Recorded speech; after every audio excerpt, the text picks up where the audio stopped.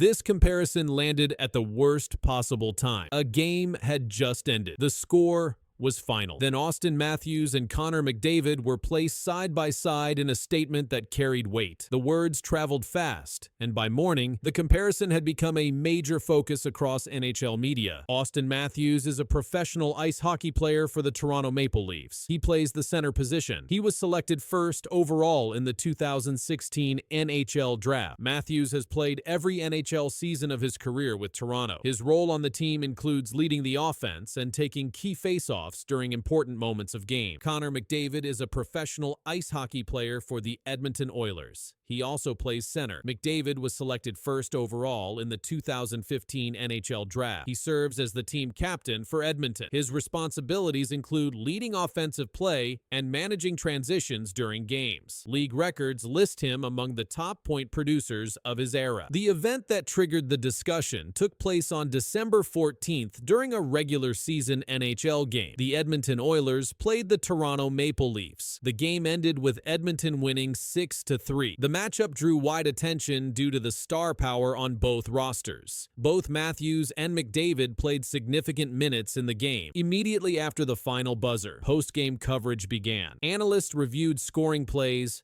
puck possession, and player impact. During that coverage, one analyst made a direct comparison between Matthews and McDavid. The remarks were delivered live on air and focused on recent performance and game influence. The analyst stated, "The gap has never been greater." This statement referred to the difference in performance between the two players during the game and recent matchups. The quote was shared exactly as spoken. It appeared repeatedly in coverage that followed. The wording did not change across reports. The same analyst added another statement. He said Matthews used to show up for this game. He also said Matthews had been competitive with McDavid in earlier meetings. These comments were part of the same post-game discussion. They were presented as observations tied to on-ice results. Connor McDavid recorded multiple points during the game. Official game statistics list him among the Oilers' top contributors that night. Edmonton scored 6 goals. Toronto scored 3. The Oilers maintained control through large portions of the game based on shot totals and puck possession data. Auston Matthews did not match McDavid's point total in that game. Official box scores show fewer scoring contributions from Matthews during that matchup. The analyst's comments focused on this difference. The comparison was tied directly to the outcome and recent form. Connor McDavid entered the NHL in 2015. Since then, he has led the league in total points multiple times. Official NHL records show that McDavid has won the Art Ross Trophy as the league's leading scorer. His assist totals consistently rank among the highest in the league. Fans discussed the comparison throughout the day. Online conversation focused on whether the remarks reflected current performance trends. The discussion stayed centered on scoring, assists, and game control rather than personal traits. No official response came from the Toronto Maple Leafs or the Edmonton Oilers regarding the comment. Team statements remained focused on upcoming games and standings. No disciplinary action followed the remarks. League coverage remained factual. Game recaps highlighted goals, assists, and saves. Standings updates reflected the Oilers' win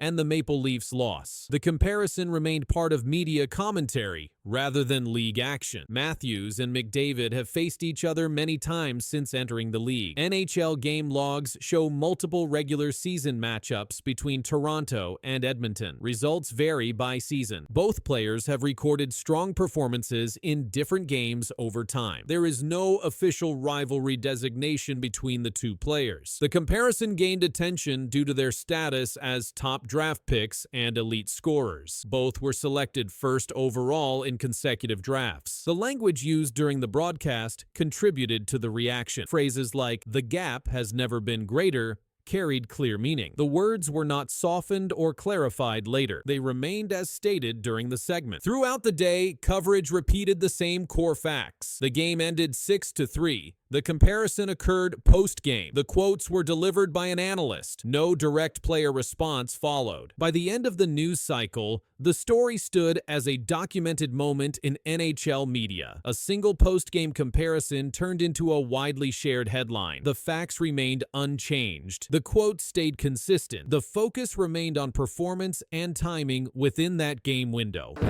Confidence is a real thing, and you know, when you don't have it, the game gets pretty tough. So the group feels pretty confident right now. Guys, as individuals, are starting to play a little bit better, starting to see some results, and feeling good about themselves, as you said. Something shifted inside the Edmonton Oilers, and it hit fast. Connor McDavid said the locker room feels different, and that single line sent a sharp wave through the hockey world. 2 big wins, a hat trick, a sudden rise in energy around the team. Something changed behind those doors, and the signs are now showing on the ice. But the full picture has only started to come out. The story around the Edmonton Oilers changed quickly after 2 strong wins. The team had been working through pressure, but the mood inside the room shifted after those games. Connor McDavid said the locker room feels different now. That statement came after back-to-back blowout wins that gave the group a new level of energy. His words pointed to a real change inside the team, and people paid close attention because the timing lined up with a clear jump in play. In the 9-4 win over Seattle, McDavid scored a hat trick and added 1 assist. The report confirmed that performance and showed how strong the offense looked in that game. His speed stood out. His touches turned into chances. The team moved well as a group, and the win became one of their biggest of the stretch. That kind of score placed focus on the team's push and added weight to McDavid's message about the mood in the room. The results showed on the scoreboard, and that added even more interest to what was happening behind the scenes. Reports also noted that the 2 blowout wins came at an important moment. The room feels different now. That quote came after the pair of wins sparked what the outlet called a sudden revival. The shift was clear, and the timing made the comment even stronger. Back-to-back games with full control, strong offense, better tone inside the group. McDavid's message did not claim anything about the future. It focused only on what he saw in the room after those wins. The facts were simple. The team looked faster. The team looked more connected. And the team had 2 major wins in a row with strong scoring from the top line and support throughout the lineup. His hat trick showed how the offense opened up. But the bigger point was the energy around the team. That part made people look closer, because a shift like that often connects to something larger, and the next steps carried even more interest as the story moved forward. The reaction inside the league grew after McDavid's comments came out. The focus stayed on the exact changes he described. The outlet explained that his message came right after the team showed strong control in both games. It also noted how the results pushed talk about a real shift inside the group. The story kept attention on the quote because it was direct and clear. The room feels different now. That single line set the tone for what came next. The second strong win continued that same path. The Times of India piece said the back-to-back wins sparked a sudden revival. Those were the words used in the report. It linked the wins directly to the new tone inside the group. That connection held attention because the timing lined up so cleanly. The change did not come from guesswork. It came after specific games, clear results, and clear actions on the ice. Every detail pointed to the same thing. The team felt a shift, and the top player confirmed it. There was also growing interest in how the team would respond after this stretch. The reporting never claimed a long-term outcome. It only showed the facts from the games and the comments that followed. McDavid spoke after the wins and described the mood. The team's play matched his state. The data from the games supported the report. The story built from what the articles recorded, and each detail added weight to the shift inside the team. The tone inside the room became part of the larger picture, and the next stage of the season carried even more focus as people waited to see what would come after this sudden rise. Pierre LeBrun and Darren Dreger, usually guys, it takes a month or 2 before we get into the trade rumors of good players on struggling teams coveted by other teams, but everything in the NHL is shifting fast. The Edmonton Oilers are quietly rethinking their roster. Rumors now link them to big trades that could hit the Toronto Maple Leafs and Vancouver Canucks hard. The trade deadline radar is flashing red. What's coming next could change the makeup of the league, and that story is already underway. The Oilers entered this season with high hopes, but recent reporting shows they are off to another slow start. They are a different team than the one that reached the Stanley Cup final the last 2 years. Depth scoring has evaporated. This season, they have become more of a 4 to 5 man team. Their lack of extra scoring punch is now a major concern. Their goaltending needs more attention too. Their front office must find a way to bring in reinforcements while working under salary cap constraints. In that context, names like Alex Tuch Anthony Mantha, Mason Marchment, and Kiefer Sherwood are being floated as potential solutions to boost Edmonton's forward core. At the same time, the Vancouver Canucks are reportedly ready to move several of their veteran players. The club has made it clear that veterans outside of their top core,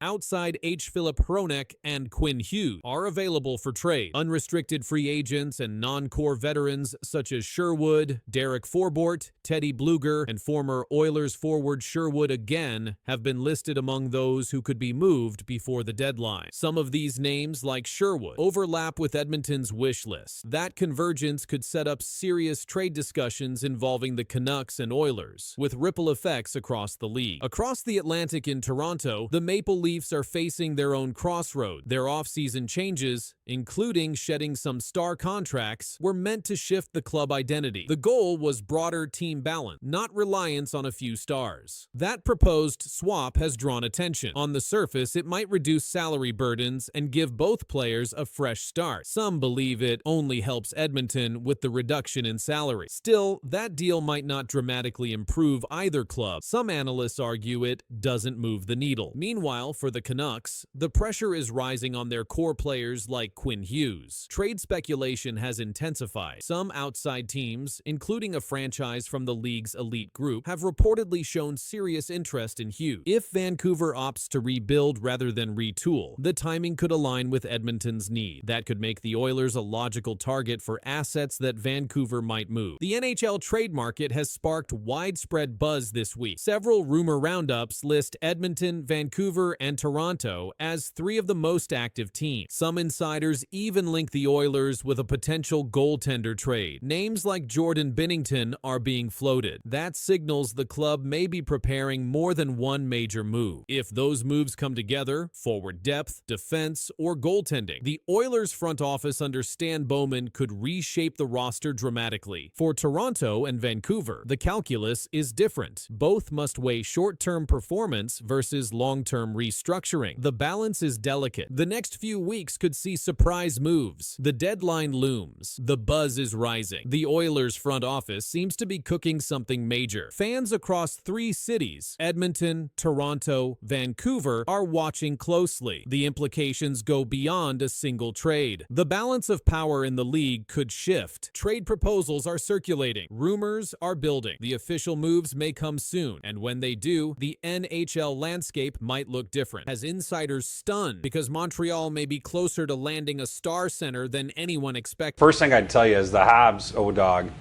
my understanding is, listen, they've gone through the entire league in their preparations internally and have a list of what centers could potentially pop up between now and next season, and obviously ahead of the March 6th trade deadline this year. You name a name and it's come up internally with the Montreal Canadiens. And yes, Nazem Kadri is one of those names. I think the Habs would have interest in him.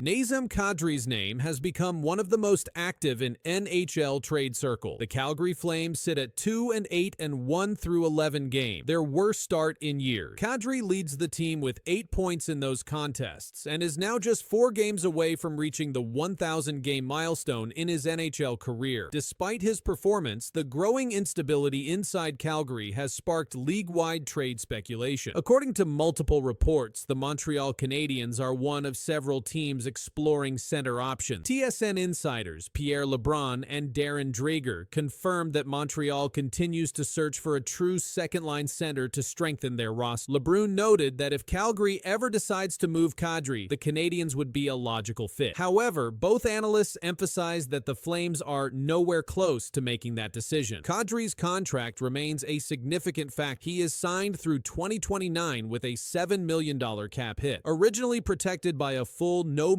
clause, his deal has now shifted to a 13-team no-trade list, meaning Montreal could technically pursue him if they are not on that list. That adjustment alone has created a surge of interest, as it gives general manager Kent Hughes new room to maneuver. Still, there are clear limits to how far the Canadiens are willing to go. Frank Saravalli stated on Bleacher Report's Insider Note that Montreal's top 2024 first-round pick, Michael Hague, is completely off the table. When asked Asked about the possibility of including Hage in a Kadri trade, Saravalli replied directly, "No, it's not." He described Hage's early NCAA season at Michigan as pretty special so far, adding that Montreal have to be thrilled with yet another interesting prospect in their pipeline. But the tension continues to build. Calgary's early slump and internal struggles are drawing league attention. Montreal's need for a proven center only fuels the speculation further, and as the Flames face mounting pressure to fix their season, observers can't help but wonder, could Kadri's 1,000th game be one of his last in a Flames jersey? The next few weeks could decide whether Nazem Kadri stays in Calgary or joins Montreal. League insiders say Flames GM Craig Conroy is under pressure as the team sits 2-8-1, their patience running out. Kadri leads the roster in scoring and is just 4 games from his 1,000th NHL appearance, yet his name dominates trade discussion. Montreal's GM Kent Hughes continues searching for a proven second-line center behind Nick Suzuki. Players like Christian Dvorak and Jake Evans haven't provided consistent offense, making Kadri a logical fit. His $7 million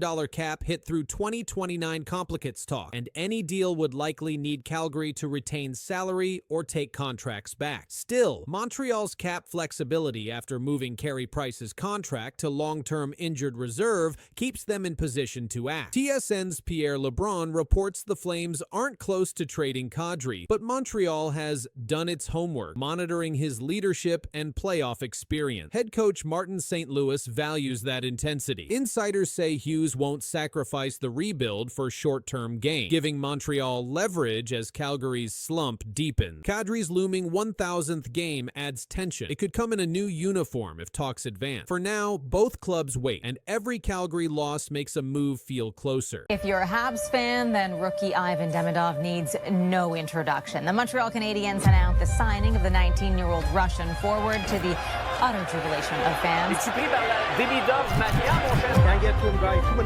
The 19-year-old Russian player's flight was the most tracked in the world. Something shocking is happening in Montreal. 19-year-old Ivan Demidov is racing past every other rookie in the league. His early performance has already pushed him to the top of the Calder Trophy watch list. Analysts call his rise remarkable. The data says it's real. This is the crazy reason why Ivan Demidov might win the Calder Trophy. 3 times in NHL history, a team has won the Calder Trophy in consecutive seasons. The last occurrence happened in 1968 when the Boston Bruins accomplished this feat. The Montreal Canadiens now sit in position to become the 4th franchise to achieve this milestone. Lane Hudson won the award in 2025. Ivan Demidov leads all rookies in scoring through October 2025. Folks, we have a Calder Trophy race. Ivan Demidov is right back in it. 9 points in 10 games to start the season. Ivan Demidov has 9 points through his first 10 NHL games in the 2025-26 season. He has scored 2 goals and recorded 7 assists. This places him first among all rookies in scoring. Demidov became the first Canadiens rookie to score 9 points in his first 10 games since Stephen Lebeau in 1989-1990. On October 25, 2025, Demidov recorded his first 3-point game in the NHL. He scored 1 goal and added 2 assists in a 4-3 victory over the Vancouver Canucks. Montreal Canadiens captain Nick Suzuki commented on Demidov's play. "He's a great player on the power play," Suzuki said. "His poise and vision, he's always finding play, finding seams. He's got a good shot, and he's probably run every single power play he's ever been on, so he's got a lot of reps on those." Head coach Martin St. Louis moved Demidov to the first power play unit before the game against Vancouver. St. Louis explained his decision. "I've known all along that Demi can play on the first power play," St. Louis said. "I got to a certain point with Demi where I felt like he had showed me that he's willing to play on the other side of the game, the defensive game, and he's bought in, and he's actually very attentive and trying to keep getting better." The Canadiens' power play statistics improved after adding Demidov to the first unit. Without Demidov on the first power play unit, Montreal averaged 93 shots per 60 minutes. With Demidov, the team produces 125 shots per 60 minutes. This represents a 34% increase in shot production. High danger scoring chances also increased. Without Demidov, the Canadiens generated 22 high danger shots per 60 minutes on the power play. play. With Demidov, they produce 36 high-quality chances per 60 minutes. This equals a 63% increase in dangerous scoring opportunity. Demidov currently plays 13 minutes and 47 seconds per game on average. He skates on a line with Alex Newhook and Oliver Kapanen at 5-on-5. NHL conducted a preseason poll for the 2025-26 Calder Trophy race. 15 voters participated in the poll. Demidov received 74 voting points. He earned 14 first-place votes. Matthew Schaefer of the New York Islanders finished second with 39 points. Jimmy Snuggerud of the St. Louis Blues placed third with 19 points. During